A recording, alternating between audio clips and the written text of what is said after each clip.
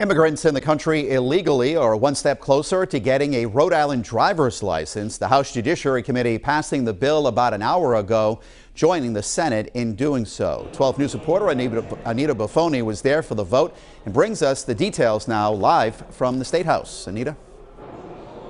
Well, Mike, this bill will give immigrants who are in the United States illegally the opportunity to get what's called a driver's privilege card, which cannot be used to vote. It passed the House Judiciary 9-2. It will now go before the full House for a vote. In a quick hearing, the House Judiciary Committee passed a bill that would give immigrants in the U.S. illegally a driver's privilege card. The card has restrictions. The bill states it is not a valid form of identification for official federal purposes and cannot be used to vote.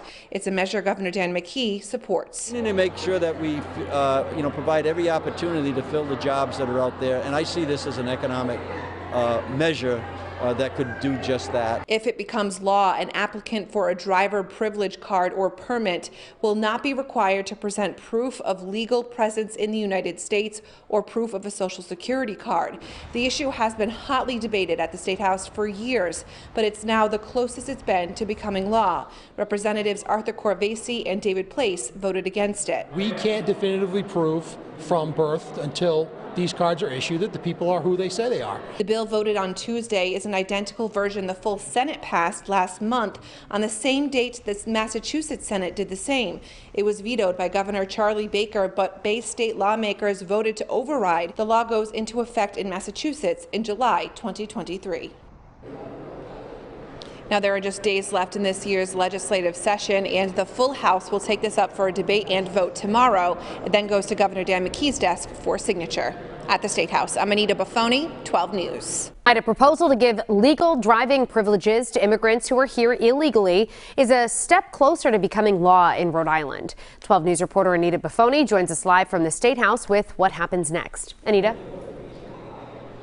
Well, Shannon and Mike, this bill will give immigrants who are in the United States illegally what's called a driver's privilege card, which is not a valid form of identification. It now goes to the full House tomorrow for a vote.